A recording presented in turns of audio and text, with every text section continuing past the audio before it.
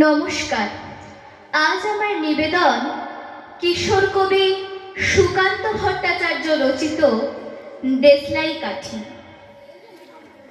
আমি একটা ছোট্ট দেশলাইয়ের কাঠি, এত নগণ্য হয়তো চোখেও পড়ি না, তবু যেন মুখে আমার উসখুস করছে বারুদ, বুকে আমার জ্বলে উঠবার দুরন্ত উচ্ছ্বাস। আমি একটা দেশলাইয়ের কাঠি। মনে আছে সেদিন হুলস্থুল বেঁধেছিল, ঘরের কোণে জ্বলে উঠেছিল আগুন, আমাকে অবজ্ঞা ভরে না নিভিয়ে ছুঁড়ে ফেলায়। কত ঘরকে দিয়েছি পুড়িয়ে, কত প্রাসাদকে করেছি ধূলিসাৎ। আমি একাই ছোট্ট একটা দেশলাই কাঠি। এমনই বহু নগর, বহু রাজ্যকে দিতে পারি ছারখার করে, তবুও অবজ্ঞা করবে আমাদের।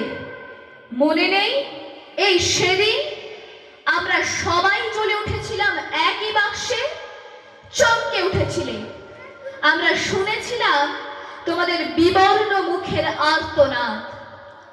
আমাদের কি অসীম শক্তি তা তো অনুভব করেছ বারংবার, তবু কেন বোঝো না আমরা বন্দি থাকবো না তোমাদের পকেটে পকেটে।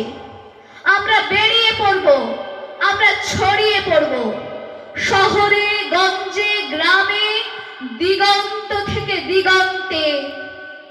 আমরা বারবার জ্বলি নিতান্ত অবহেলায়, তা তো তোমরা জানোই, কিন্তু তোমরা তো জানো না কবে আমরা জ্বলে উঠব সবাই শেষবারের মতো।